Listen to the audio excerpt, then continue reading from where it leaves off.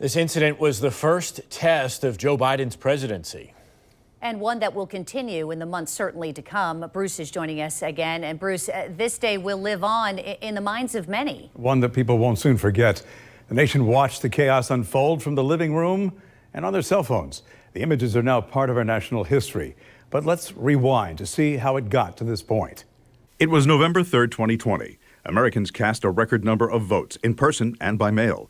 The AP wouldn't declare a winner for another 4 days, and the Electoral College would make it official a month later. Joe Biden would be the 46th president of the U.S. President Trump and his legal team filed a series of claims challenging those results.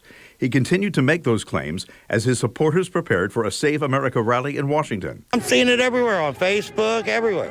January 6, 2021, wearing Make America Great hats and carrying Trump 2020 banners, a crowd gathered on the ellipse near the White House.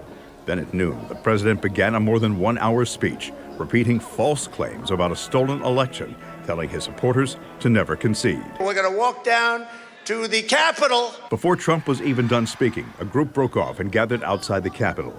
That first wave stormed the outer barricade just as Vice President Mike Pence walked to the House chamber. Then, at 1:05, Congress began meeting at a joint session to certify Biden's win over the objections of some Republicans. Trump ended his speech 5 minutes later and returned to the White House. And by 1:30, the rest of the crowd began marching toward the Capitol. And then this.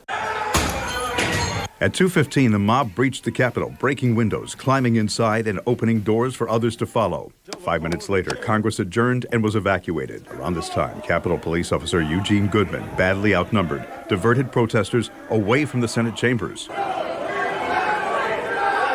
Rioters flooded the Capitol rotunda, rummaged through congressional offices, and took selfies in the Senate chambers. Many documented their time inside, and the videos would eventually help identify and even convict hundreds. At 3:15, an Air Force veteran and Trump supporter named Ashley Babbitt was shot by Capitol Police while trying to get into the Speaker's lobby. 15 minutes later, the White House tweeted the National Guard was on the way. And just after 4, Trump shared this video on Twitter. We love you. You're very special. At 6 p.m., a curfew took effect, and dozens were arrested. At 8, the Capitol was declared secure, and Pence reopened the Senate. Let's get back to work. The vote count continued into the early morning hours, with Pence affirming the election results at 3:42 the next morning. In addition to the woman shot by Capitol Police, 3 people died in separate medical emergencies. Capitol Police officer collapsed after fighting back protesters and later died. Several other officers would die by suicide in the months after that attack.